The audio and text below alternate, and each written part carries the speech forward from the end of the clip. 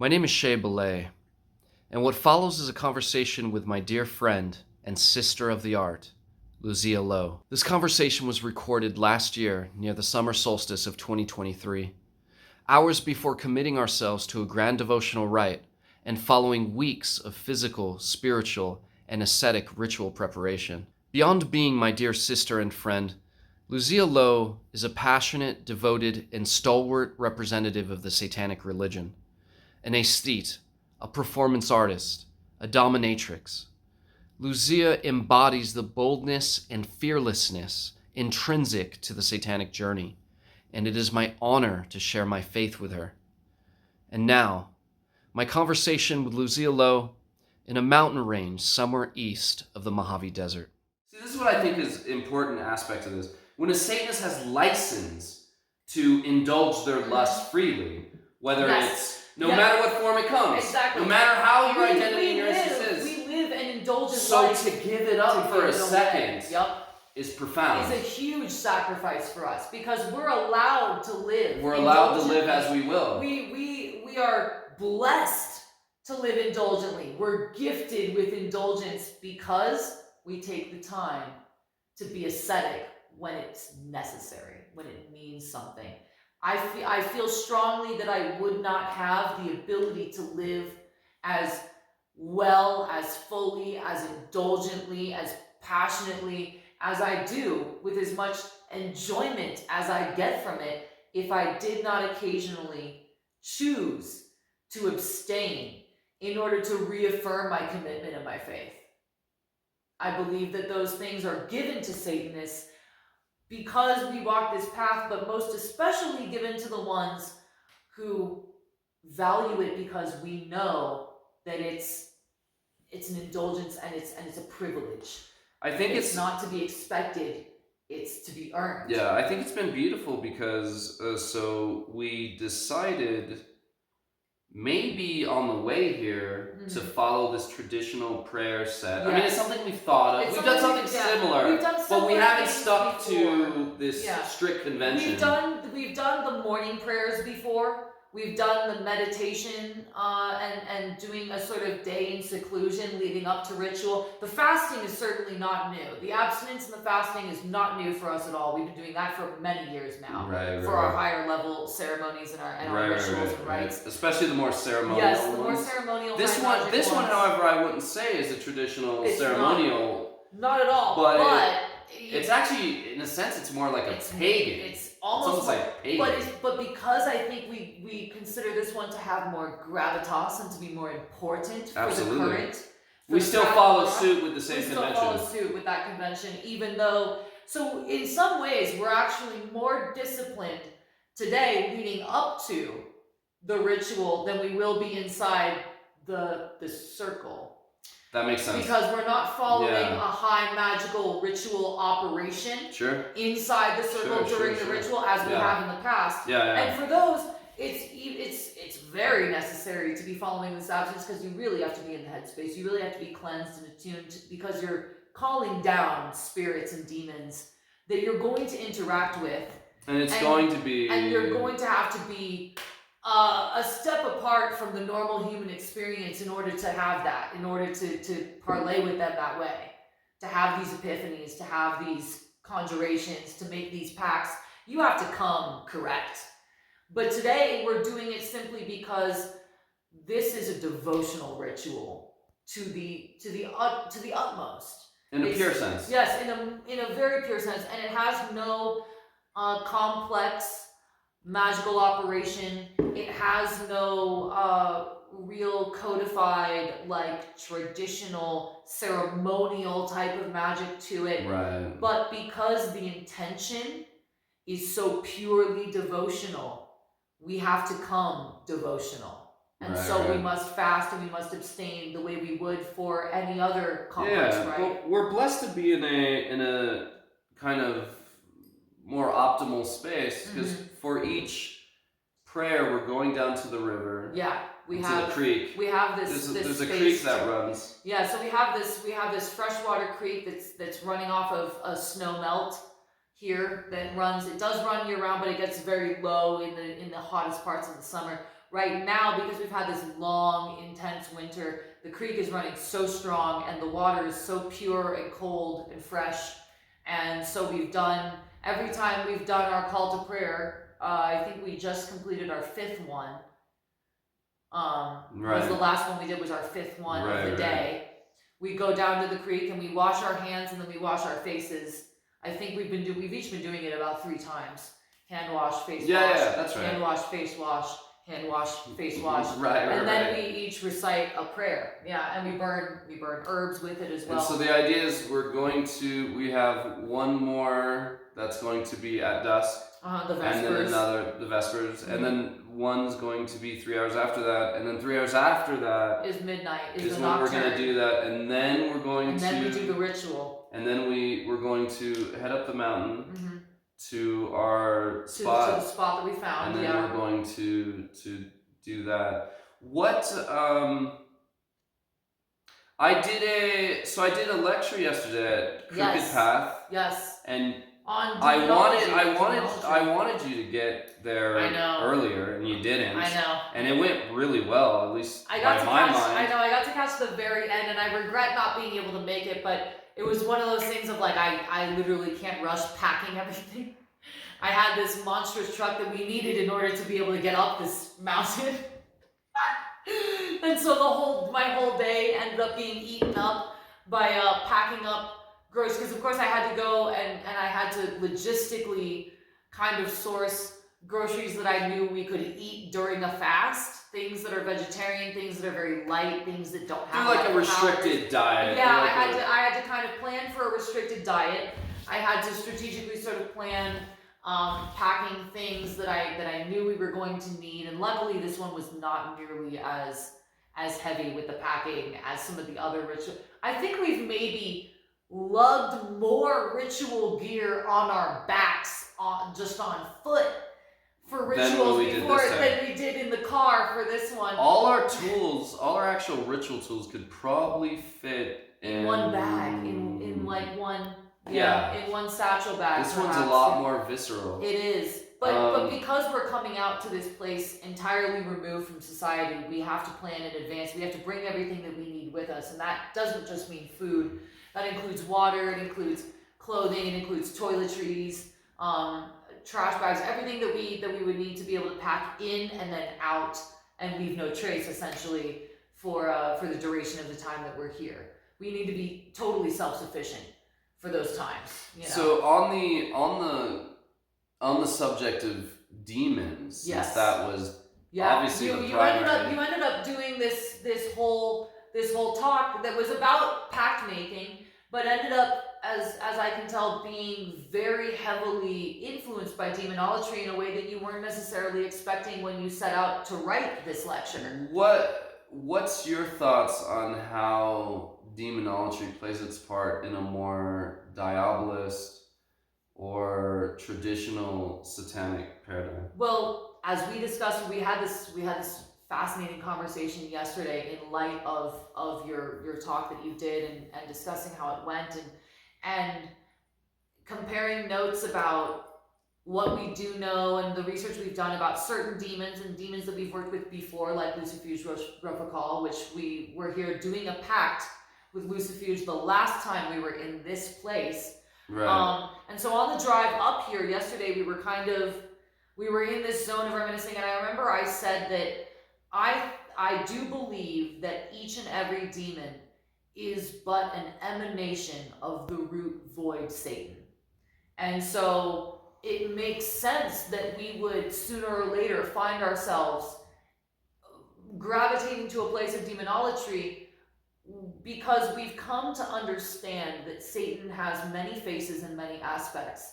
He is a voidal root Godhead that emanates, and so we don't necessarily anymore. Maybe when I was younger, I would have viewed demons as the servants of Satan, but I think that's a very superficial read.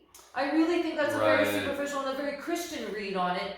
And I think that when you get deeper into esoteric Satanism and spiritual Satanism, and you start dealing with these entities and this path and the currents and the energies that are on it, you start to realize that they're very confluent, that they're not nearly as separate identities as they seem to be, and that there's so much overlap that really they do become emanations of one Godhead.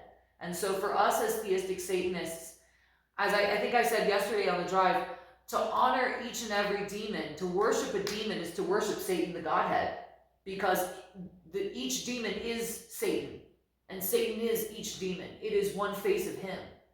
Yeah, if you look in the various Solomonic grimoires, there's a hierarchy that says that these particular demons report to Beelzebub or Astaroth or Lucifer, Satan, and so forth. I think I am not so inclined to follow that. I don't necessarily subscribe to that. I think that's a very Christian way of viewing things. That Christians, the dogmatic religion, would of course ascribe to this hierarchy. I think I'm similar to you in that I see them as facets that are completely individualized, by the way. Like, I can have an experience with Andreophos, I can have a conversation with Buer, or I can have a conversation with Bune and Lucifuge, and these are independent experiences where Satan doesn't have to be an intercessory necessarily. No, but I think that each of them roots back to the original voidal Godhead. And I think that because they're all appendages. Satan is a thread that ties them. Yes, and they're all somewhat appendages of one being that we could never really conceive of. Because this is the way I think of it, is that a true divinity is so alien to the human experience. We could never know it if it was right in front of our faces. It's completely inconceivable and incomprehensible to us. Right. So the way that the Godhead must communicate with us is through emissaries, through appendages, through emanations. And they appear to us with personalities, right. with presentations that, even though they're not human, we can relate to, in that they have a personality, they have their own identity, the way each of us has our own identity, because the Godhead has no identity. Right. There's it's almost like, and this seems to be the case most of the time, that the deity, the God, the presence must be self-limiting. Mm-hmm. That is to say, must only allow a particular aspect. This is why with manifestations yesterday about our epiphany and our manifestation, that if we were to see in its entirety and totality, it would be a terrifying experience. We would probably not come out whole. We would come out broken. Yeah, because it's incomprehensible. When something who is finite, like a human being, a mortal being, is faced with that which is divinely incomprehensible and infinite, it breaks you. Right. It literally breaks you apart inside mentally. You don't come out the same. You come out mad. And I think that because the voidal Godhead on some level understands that, it sends out these emissaries and appendages and emanations that are, as you said, self-limiting, that presents itself in a way that we can fathom that it is alien to us, but not so much that it breaks us. And to me, the way that I can describe it is, the minnow sees the light and it may not realize that it's the anglerfish. Satan is the anglerfish in the dark, and we see that lantern, and that lantern is what we can understand of him. But there is so much more below the tip of the iceberg that defies our human comprehension and understanding. And I think that we will not truly see Satan or meet with Satan in full in that way until we've passed beyond this veil. Yeah, I like to, perhaps in a state where one might be able to, but I think there's... Right, so I think this brings up an important point, and that is that these entities, people like to be kind of reductionist and like to say, oh, well, it exists or doesn't exist, and exists in this way, and it doesn't exist in that way. I think there's multiple ways. So then we think of, the esoteric Satanist, the theistic Satanist. Okay, but I also appreciate Satan as a symbol. Absolutely. Like, I also appreciate Satan the way, like, Levain Satanists do. Satan has power as a symbol. And Absolutely. Here's the thing.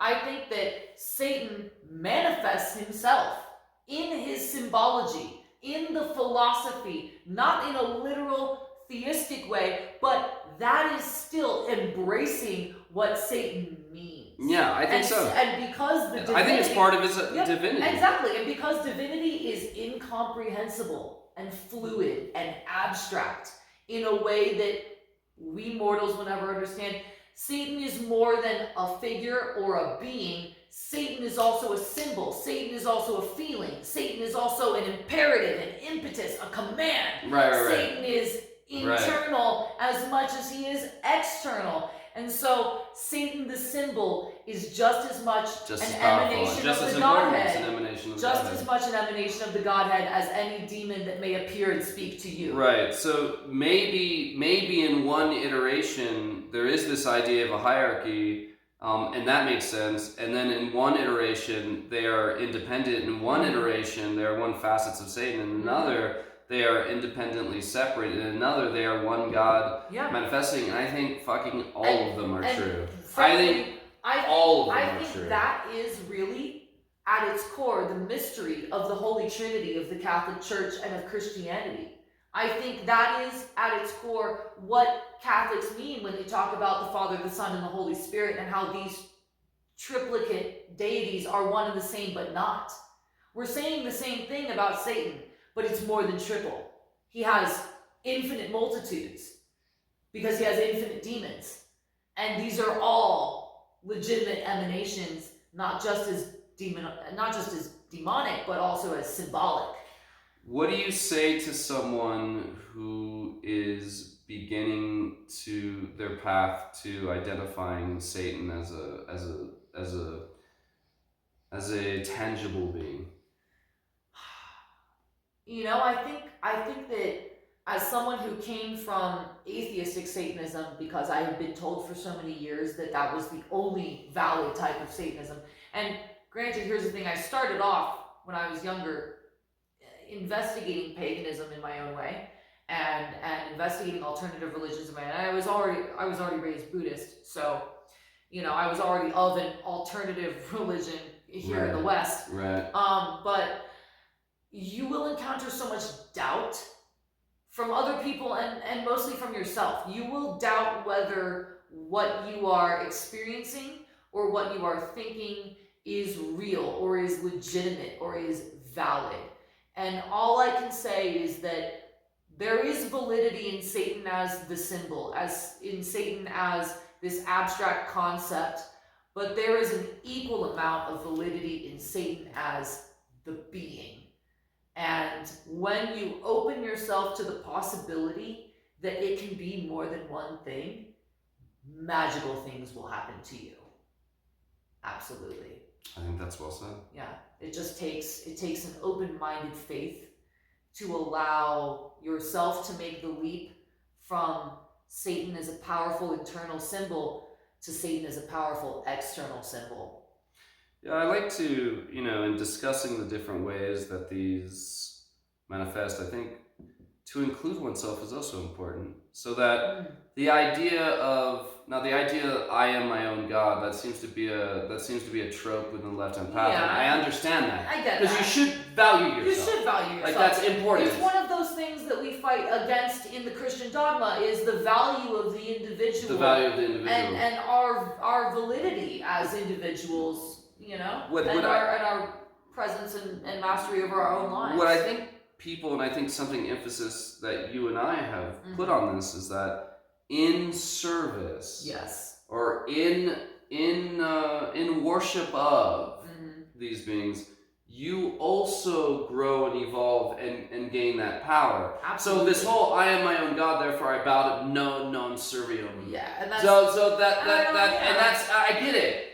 But also, it's the idea that you can never commit yourself or devote yourself to something. And that's the thing. You can never have a bhakti type experience. You can never do that because that would be serving. Yeah. As if serving, just like with a partner. We were talking about this as well. Just like if you were to give something to a partner, you do it because it makes you feel happy because you're making them feel happy. Yeah. That actually helps. It's Self-indulgent in a sense. So it's the same thing spiritually. Just because not bound it. Well, maybe you might try it, and it's going to be something that ends up being an incredibly empowering experience. Sure. And here's the thing. I think that for people coming from a background of Christianity, people who are leaving the church, who are leaving a Christian upbringing, that's a good point. The idea of Satanism being an I am my own God, I bow to no one kind of concept. Very attractive. That's what is pulling them in. That's what is attractive to them, and that is what is to them empowering, because they came from a place of not just humility, but subjugation. Of utter spiritual subjugation to a God they never asked for as slaves. And so this makes sense. I think that, so you sympathize. You're sympathizing. I sympathize with that reclamation, but I do think that read is, again, a very superficial Christian read of the Satanic path. And I think the only people who are really embracing that as the totality of Satanism are ex-Christians.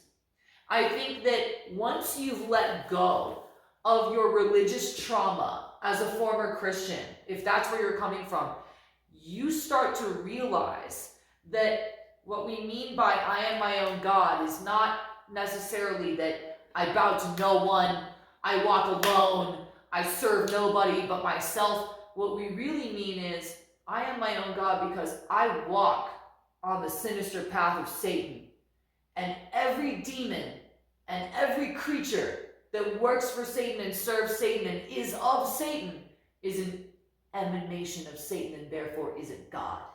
What would you, if you were to,